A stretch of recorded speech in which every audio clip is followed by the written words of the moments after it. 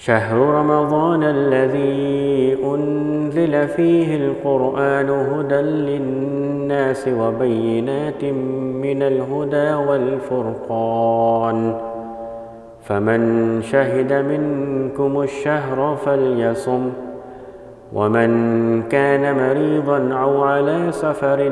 فعدة من أيام أخر يريد الله بكم اليسر ولا يريد بكم العسر ولتكملوا العدة ولتكبروا الله على ما هداكم ولعلكم تشكرون. نحمده ونصلي على رسوله الكريم. اعوذ باللہ من الشیطان الرجیم. بسم اللہ الرحمن الرحیم. ناظرین کرام، الحمدللہ اللہ کی توفیق سے ہماری 9 تراویحیں الحمدللہ مکمل ہو چکی ہیں. آج انشاءاللہ 10ویں تراویح ہوگی اور انشاءاللہ تعالیٰ اس کے خلاصہ پیش کرنے کی جو ہے وہ کوشش کی جائے گی. آج کی تراویح میں سورہ ہود کی بقیہ 50 سے 129 آیات جو ہیں وہاں تک وہ پڑھی جائیں گی. پھر اس کے بعد سورہ یوسف انشاءاللہ مکمل تلاوت کی جائے گی. سورہ ہود کی آیت نمبر 50 سے 60 میں جو ہمیں ملتا ہے وہ یہ کہ یہ قوم ہود اپنے خوشحالی اور جسمانی قوت کی وجہ سے بہت متکبر ہو گئی تھی. حضرت ہود علیہ السلام نے انہیں ٹوکتے ہوئے وہ کہا اور انہیں سمجھاتے اور انہیں بتاتے کہ صحیح بات کیا ہے، تو بجائے وہ اس سے کوئی نصیحت لینے کے الٹا وہ طعنہ دیتے ہود علیہ السلام کو کہ ہمارے خداؤں کی شان میں تو گستاخی کرتا ہے، اور یہی وجہ ہے کہ ہمارے معبودوں کی پھٹکار تجھ پر پڑ گئی جو تو اس طرح کی باتیں کرتا ہے. چنانچہ جب اصلاح کی کوئی گنجائش باقی نہ رہی تو ان پر باد صرصر یعنی تیز آندھی کی صورت میں اللہ کا عذاب نازل ہو گیا اور ان کو جو ہے وہ اس طرح مٹا دیا گیا جیسے کہ کبھی اس زمین پر ان کا وجود ہی نہیں تھا. آیت نمبر 61 سے 68 تک پھر ہمیں قوم ثمود یعنی حضرت صالح علیہ السلام کی قوم کا ذکر ملتا ہے. یہ بہت طاقتور اور بڑی ترقی یافتہ قوم تھی. اگر آج بھی مدینہ منورہ سے تبوک کی طرف جائیں تو راستے میں مدائن صالح ہمیں ملتا ہے اور ان کے آثار دیکھے جا سکتے ہیں اور وہ وتیرہ حیرت میں ہمیں ڈال دیتے ہیں کہ کس انداز میں اس کی انہوں نے جو ہے اپنے پہاڑوں کو کاٹ کر اپنے گھر بنائے تھے، کس طرح کے وہاں نقش و نگار انہوں نے بنائے. غرض کہ ایک بڑی متمدن یہ قوم تھی، بڑی طاقتور قوم تھی، بڑی یہ ڈیولپڈ کہہ لیجیے آپ کہ وہ قوم تھی. اور انہوں نے پھر جب ان کو نصیحتیں کی گئیں تو حضرت صالح علیہ السلام سے ایک معاوضہ مانگا اور حضرت صالح علیہ السلام نے اللہ کے حکم سے ایک اونٹنی معاوضے کے طور پر جو ہے وہ پیش کی اور لیکن شرط لگا دی کہ اب ایک دن یہ اونٹنی اس کنویں کا پانی پیے گی جو وہاں کنواں تھا پانی پینے کے لیے کوئی خاص کنواں، اور ایک دن جو ہے باقی جانور قوم کے جو ہے وہ پانی پئیں گے. اب ہوتا یہ تھا کہ جب وہ اونٹنی پانی پیتی تو سارا پانی پی جایا کرتی، دوسرا دن وہ پانی جانوروں کو شاید نہیں ملتا تھا تو وہ قوم کو بڑا ناگوار گزرا اور آخرکار انہوں نے اس اونٹنی کو جو ہے وہ مار ڈالا. جب اس کو مار ڈالا تو صالح علیہ السلام نے انہیں بتایا کہ اب 3 دن تم انتظار کر لو، 3 دن کے اندر اندر تم پر عذاب آئے گا. چنانچہ سخت چنگھاڑ کی صورت میں ان پر عذاب آیا اور وہ اپنے گھروں کے اندر وہ اس طرح سوتے رہ گئے جو گویا کہ کبھی جو ہے وہ پیدا ہی نہ ہوئے تھے. پھر اس کے بعد ابراہیم علیہ السلام کا ذکر ہمیں ملتا ہے کہ آیت نمبر 69 سے لے کر اور 76 تک کہ حضرت ابراہیم علیہ السلام کے پاس 2 فرشتے انشاءاللہ شکل میں آئے اور آپ نے انہیں اپنا مہمان سمجھا، ان کے آگے بھنا ہوا بچڑے کا گوشت رکھا تو انہوں نے جب اس گوشت کو ہاتھ نہ لگایا تو اب ابراہیم علیہ السلام جو ہے وہ اندر جو ہے وہ ڈرنے لگے. کیوں کہ یہ ایک رواج تھا کہہ لیجیے آپ، یہ طریقہ کار تھا کہ اگر کوئی دشمن گھر میں آتا تھا تو وہ گھر کا کھانا نہیں کھایا کرتا تھا، گھر کا پانی نہیں پیا کرتا تھا. تو ان کو خوف ہوا کہ دشمن تو لوگ نہیں ہیں. تو پھر فرشتوں نے کہا کہ تم بالکل بھی نہ ڈرو، ہم تو لوط علیہ السلام کی قوم کی طرف بھیجے گئے ہیں. تو ابراہیم علیہ السلام سمجھ گئے کہ یہ عذاب کے لیے آئے ہیں، بہت ہی حلیم اور بردبار تھے، تو لہٰذا انہوں نے پھر جو ہے اپنا ڈر و خوف تو ان کا ختم ہو گیا تھا. انہوں نے اللہ کے حضور جو ہے وہ گڑگڑانا شروع کر دیا کہ یا اللہ ان کو جو ہے نا تو معاف کر دے. مگر اللہ سبحانہ و تعالیٰ اپنا ایک فیصلہ کر چکا تھا، اس قوم میں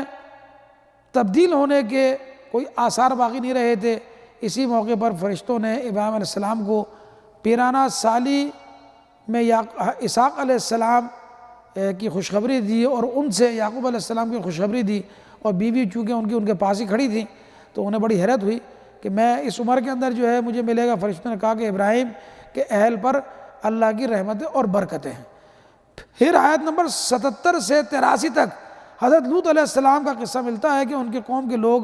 وہ بدکار تھے، عورتوں کے بجائے لڑکوں سے اپنی خواہشات کو پورا کرتے تھے۔ تو وہ دونوں فرشتے جو ابراہیم علیہ السلام کے پاس آئے تھے، وہ جو بڑے خوبصورت لڑکوں کی شکل میں وہ جو ہے لوط علیہ السلام کے پاس جب وہ پہنچے تو فوری طور پر جو ہے جب ان کو خبر ہوئی قوم کے لوگوں کو، تو بدکار لوگ جو ہے بھاگے بھاگے پہنچ گئے۔ حضرت لوط علیہ السلام نے اس موقع پر انہیں سمجھایا کہ لڑکیوں سے شادی کر لو، کیونکہ قوم کی تمام بچیاں جو ہے وہ لوط علیہ السلام کی بچیاں تھیں۔ کہا کہ یہ میری بچیاں ہیں، ان سے تم اپنی خواہش پوری کرو۔ مراد یہی تھی کہ ان سے تم جو ہے نکاح کر لو، اپنی خواہشات کو پورا کرو، مگر وہ نہ مانے، اور پھر ان پر جو ہے وہ اللہ سبحانہ وتعالیٰ کا عذاب آیا۔ اس پوری بستی کو پلٹ دیا گیا اور اوپر سے جو ہے نا پتھروں کی بارش کی گئی۔ پھر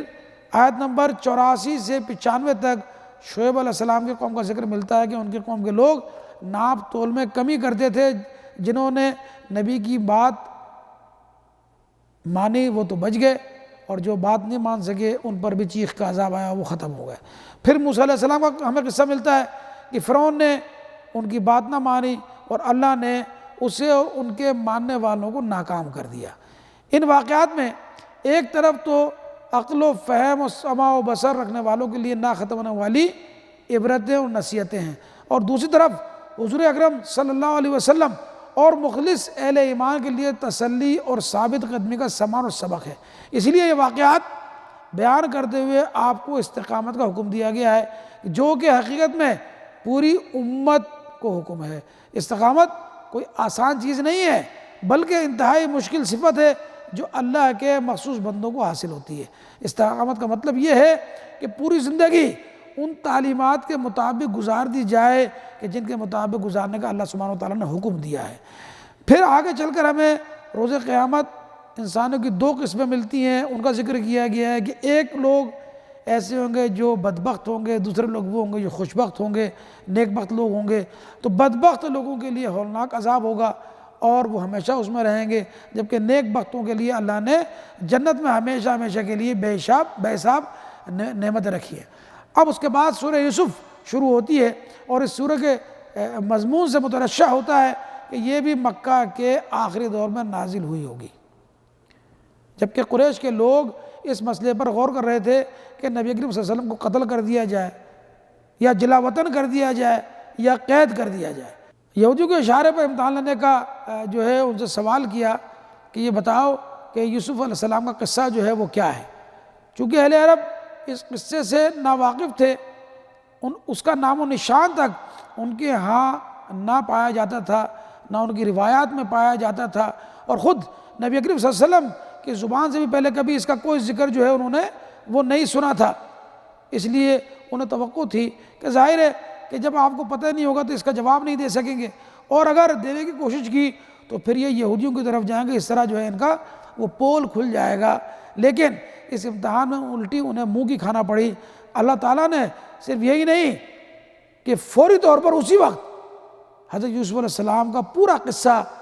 ان کے نبی صلی اللہ علیہ وسلم کی زبان پر جاری فرما دیا، بلکہ اس قصے کو قریش کے اس معاملے پر بھی چسپاں کر دیا کہ جو وہ برادران یوسف کی طرح حضرت صلی اللہ علیہ وسلم کے ساتھ کر رہے تھے۔ اس طرح یہ قصہ دو اہم مقاصد کے لیے نازل فرمایا گیا تھا۔ نمبر ایک یہ کہ محمد صلی اللہ علیہ وسلم کی نبوت کا ثبوت، اور وہ بھی مخالفین کا اپنا منہ مانگا ثبوت وہ باہم پہنچا دیا جائے، اور ان کی خود تجویز کردہ امتحان میں یہ ثابت کر دیا جائے کہ آپ سنی سنائے باتیں بیان نہیں کرتے، بلکہ آپ وہی باتیں ان کے سامنے پیش کرتے ہیں جو اللہ سبحانہ وتعالیٰ وحی کے ذریعے ان پر نازل فرماتا ہے۔ اس مقصد کو آیت نمبر 3، 7 اور پھر 102 اور 103 میں صاف اور واضح طور پر بیان کیا گیا ہے۔ دوسرے یہ کہ سرداران قریش اور محمد صلی اللہ علیہ وسلم کے درمیان اس وقت جو معاملہ چل رہا تھا اس پر برادران یوسف اور یوسف علیہ السلام کے قصے کو چسپاں کرتے ہوئے قریش والوں کو بتایا جائے کہ آج تم اپنے بھائی کے ساتھ جو کچھ کر رہے ہو یہ کوئی نیا نہیں ہے، بلکہ اس سے پہلے یوسف علیہ السلام کے ساتھ ان کے بھائی اس طرح کر چکے ہیں، مگر جس طرح وہ خدا کی مشیت سے لڑنے میں کامیاب نہ ہوئے اور آخر کار اسی بھائی کے قدموں میں وہ جا کر گر گئے جس کو کبھی انہوں نے انتہائی بے رحمی کے ساتھ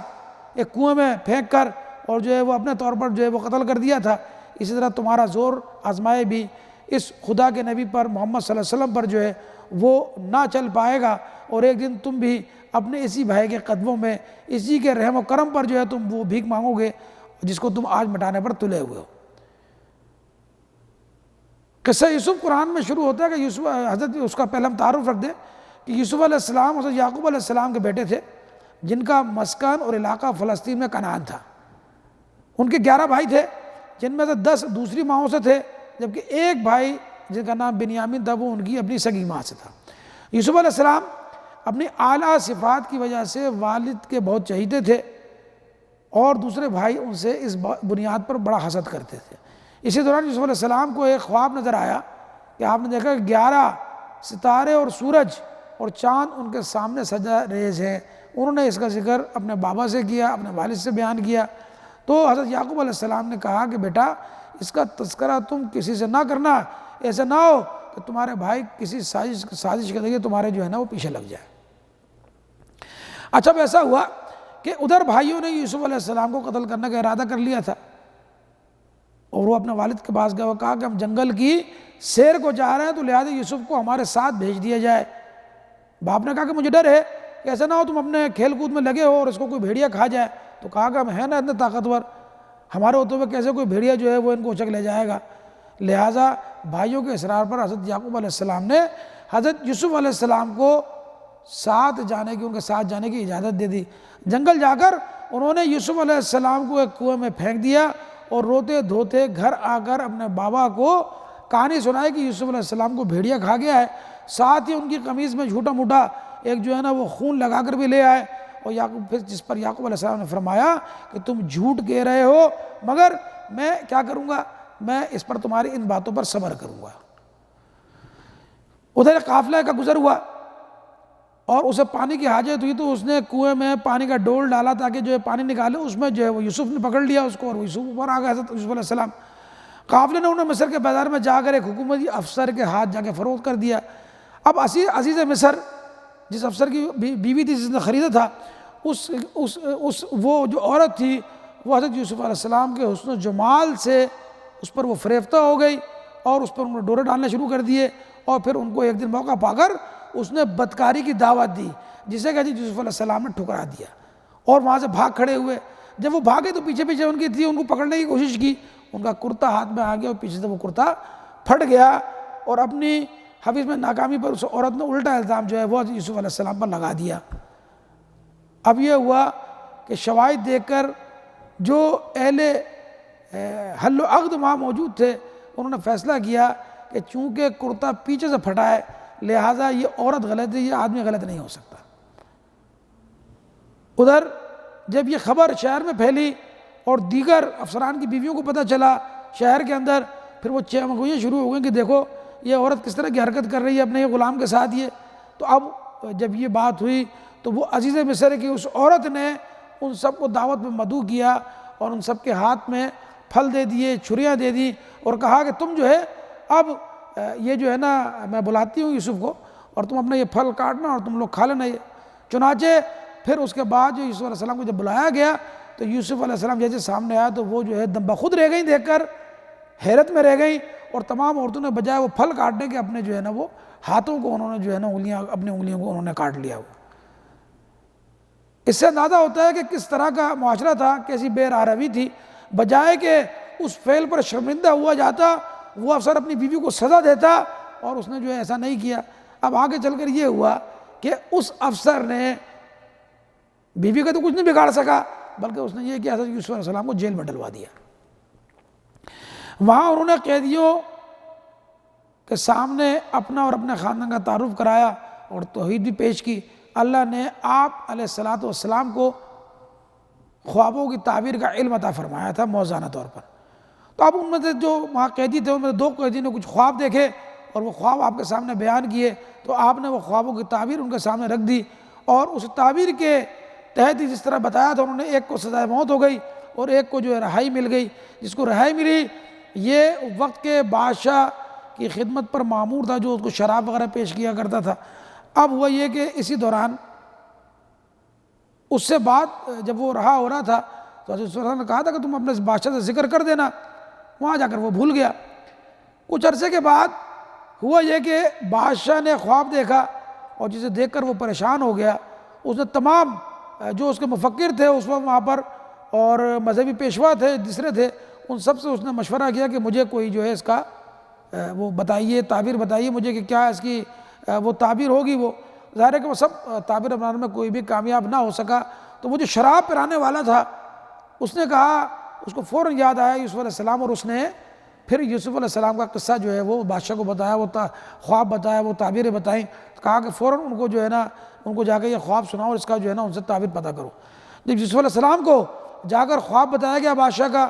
تعبیر دریافت کی گئی، تو انہوں نے بتایا کہ ہاں یہ خواب ایسا ہے، اس سے مراد یہ ہے کہ 7 سال جو تمہارے ابھی شروع کے ہوں گے یہ اس میں جو ہے نا بڑی خوشحالی رہے گی، بڑی فراوانی ہوگی رزق کی اور اناج کی، اور اس کے بعد جو 7 سال آنے والے ہیں اس میں قحط ہوگا اور اس پورے خطے میں قحط کی جو ہے نا کیفیت پیدا ہو جائے گی۔ لہذا بہتر طریقہ یہ ہوگا کہ جو شروع کے 7 سال جب رزق کی فراوانی ہو تو پھر یہ کرنا کہ اس کو ایک اچھے انداز میں جو ہے نا اس کو مینیج کرنا اور پلاننگ کے ساتھ جو ہے نا استعمال کرنا۔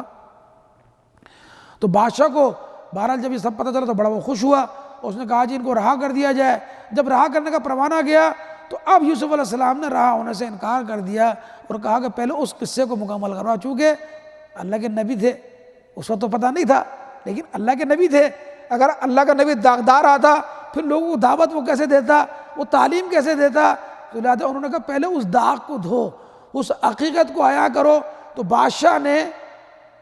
پھر وہ تمام عورتوں کو بلایا جنہوں نے اپنی انگلیاں کاٹی تھی، عزیز مصر کی بیوی کو بلایا کہ ہاں بھائی تو آؤ، تو بتا حقیقت کیا ہے۔ تو اس نے سب نے کہا کہ نہیں، بات حقیقت وہی وہ جو یوسف ہے وہ بے قصور ہے، عورت یہ قصوروار تھی، اور اس پھر عورت نے اس کا جو ہے وہ حقیقت حال جو ہے وہاں بیان کر دی۔ اس طرح پھر یہ حضرت یوسف علیہ السلام کو عزت کے ساتھ بادشاہ کے دربار میں لایا گیا اور پھر بادشاہ نے ان کو اپنے خزانے کا وزیر بنا دیا۔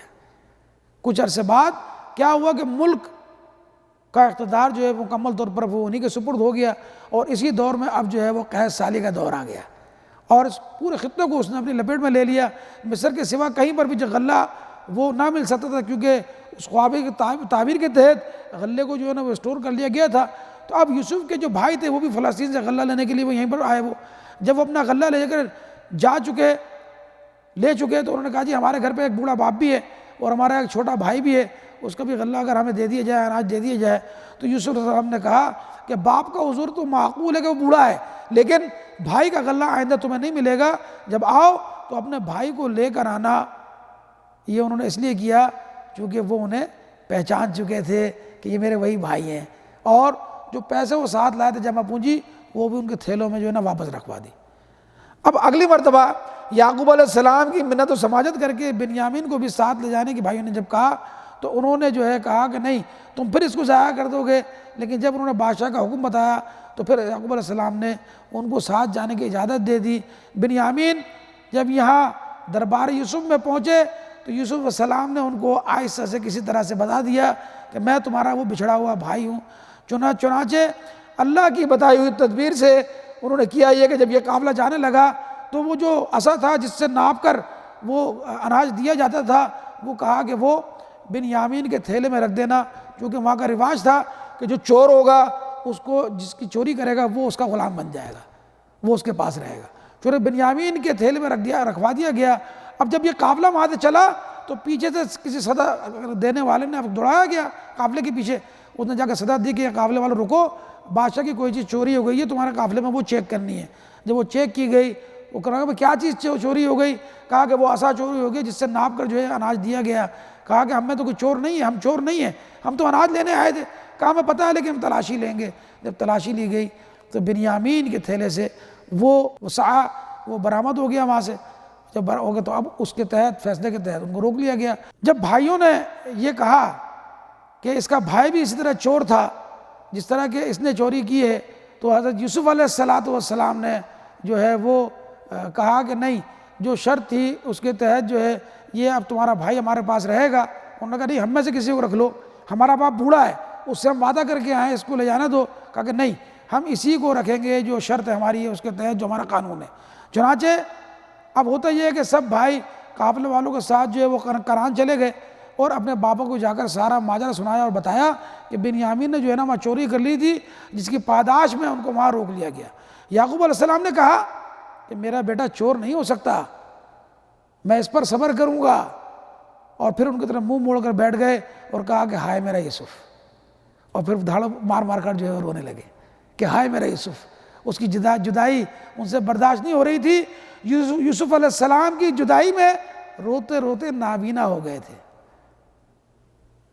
اب یہ لوگ دوبارہ پھر اناج لینے کے لیے یوسف علیہ السلام کے دربار میں غلہ لینے کے لیے گئے، اور وہاں پہنچ کر اب رقم بھی پوری نہیں تھی، جو تھوڑی بہت تھی وہ لے گئے اور کہا کہ بھئی یہ جمع پونجی ہمارے پاس ہے، یہ لے لو، لیکن اناج ہمارا پورا گھر کے لیے تم ہمیں دے دو، چاہے تم خیرات ہی دے دو ہمیں۔ آیت نمبر 88 میں ہمیں یہ ملتا ہے۔ وہ یہ سن کر یوسف علیہ السلام جو تھے اب ان سے نہیں رہا گیا، اور انہوں نے ان سے سوال کیا کیا تمہیں کچھ خبر بھی ہے کہ تم نے یوسف اور اس کے بھائی کے ساتھ کیا سلوک کیا تھا جبکہ تم نادان تھے؟ آیت نمبر 89۔ تب بھائیوں نے کہا کیا تم یوسف ہو؟ تو انہوں نے جواب دیا ہاں میں ہی یوسف ہوں، اور یہ میرا بھائی جو ہے بنیامین ہے۔ پھر ان سے کہا کہ آج تم پر کوئی گرفت نہیں، میں نے تمہیں معاف کیا، اللہ نے تمہیں معاف کیا، اللہ تمہیں معاف کرے، میں نے تمہیں معاف کیا، اللہ تمہیں معاف کرے۔ آیت نمبر 92 میں ملتا ہے۔ یوسف علیہ السلام نے بھائیوں سے کہا جاؤ اور یہ میری قمیص ساتھ لے جاؤ اور میرے والد کے منہ پر ڈال دینا، تو اس سے ان کی بینائی واپس آ جائے گی۔ پھر جب اپنے اہل و عیال کو سب کو میرے پاس لے آؤ۔ اب یہ قافلہ یہاں سے چلا ہی تھا کہ کنعان میں یعقوب علیہ السلام انہوں نے کہنا شروع کر دیا کہ آج مجھے کہیں سے یوسف کی خوشبو آ رہی ہے، آج مجھے کہیں سے میرے یوسف کی خوشبو آ رہی ہے۔ گھر والوں نے کہا کہ خبط ہے تمہارا، کب کا مر کب چکا وہ تو، خبط ہے تمہارا۔ جس دن خوشخبری لانے والا کنعان پہنچا اور یوسف علیہ السلام کا کرتا ان کے چہرے مبارک پر ڈالا تو موزانہ طور پر جو ان کی بنائی جو ہے وہ لوٹ آئی۔ یعقوب علیہ السلام بما اپنے آل کے مصر پہنچے تو ان کا بڑا شاندار استقبال کیا گیا، اور یہ سب لوگ یوسف علیہ السلام کے سامنے تعظیماً جھک گئے، جس پر یوسف علیہ السلام نے اپنے بابا سے کہا کہ یہ تھی تعبیر میرے اس خواب کی جو بچپن میں نے آپ کو سنایا تھا۔ تاریخ اپنے آپ کو دہراتی ہے۔ آج جب نبی کریم صلی اللہ علیہ وسلم یہ واقعہ ان کے سامنے بیان کر رہے ہیں، اللہ کے بیان جب اللہ نے انہیں بتایا اور وہ بیان کر رہے ہیں، تاریخ اپنے آپ کو دہرا رہی ہے۔ وہی قریش ہیں برادران یوسف کی طرح جنہوں نے ظلم کے پہاڑ وہ توڑ دیے نبی صلی اللہ علیہ وسلم پر۔ حضور کو بھی شعب ابن طالب میں محصور رکھا گیا، غار ثور میں بھی پناہ لینا پڑی، قریش مکہ نے سر کی قیمت بھی مقرر کی، بار بار مدینے پر حملے بھی ہوئے، اور بالآخر یہ سارے کے سارے زیر نگین ہو گئے۔ اور آخر میں فرمایا کہ یہ قصے محض محفل گرمانے کے لیے نہیں ہیں، بلکہ عقل اور ہوش رکھنے والوں کے لیے عبرت کا سامان ہیں۔ یہی قرآن کا اسلوب ہے، اور اسی نقطۂ نظر سے ہمیں قرآن کا مطالعہ کرنا چاہیے۔ الحمدللہ آج کی ہماری تراویح کا خلاصہ مکمل ہوا۔ انشاءاللہ 11ویں تراویح کا خلاصہ لے کر کل حاضر ہوں گے۔ جب تک کے لیے اجازت، اللہ سے دعا ہے کہ اللہ تعالی ہمیں عمل کی توفیق عطا فرمائے۔ وآخر دعوانا ان الحمدللہ رب العالمین۔ اللہم صلی علی سیدنا محمد وعلی آلہ